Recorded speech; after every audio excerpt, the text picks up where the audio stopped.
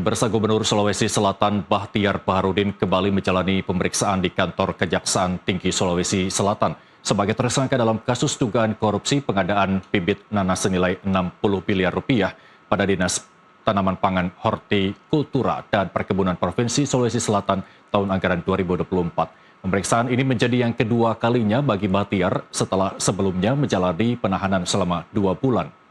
Sebelumnya, Kejati Sulsel juga telah memeriksa 4 kepala daerah dan wakil kepala daerah yang saat itu menjabat sebagai anggota Badan Anggaran DPRD Sulawesi Selatan sebagai saksi.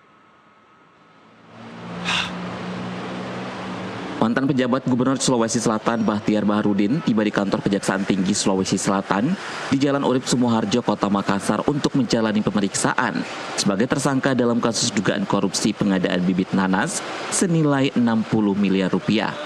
Saat turun dari mobil di area basement Kejati Sulsel, Bahtiar langsung memberikan keterangan kepada wartawan. Dalam keterangannya, Bahtiar menyebut dirinya hanya menjalankan tugas sebagai pejabat Gubernur Sulawesi Selatan saat program pengadaan bibit nanas itu berjalan di era pemerintahan Presiden Joko Widodo. Bahtiar juga mengaku tidak menerima keuntungan atau manfaat apapun dalam proses pengadaan tersebut.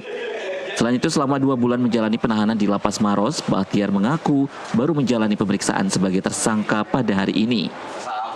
Dalam pemeriksaan, penyidik melakukan konfrontir antara Bahtiar dengan tersangka lain.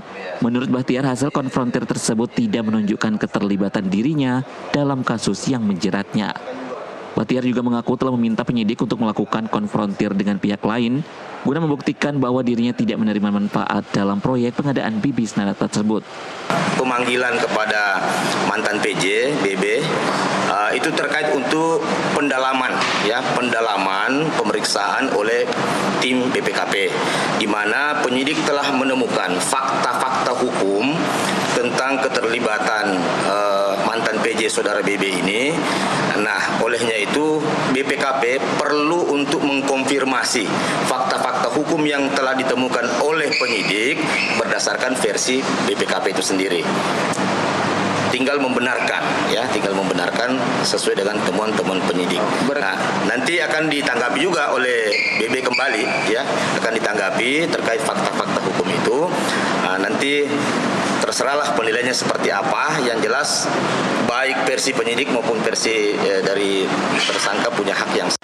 Kasih Penerangan Hukum di Kejaksaan Tinggi Sulawesi Selatan, Sutarmi, menyebut pemeriksaan kedua terhadap Bahtiar Baharudin dilakukan untuk pendalaman penyidikan bersama tim BPKP.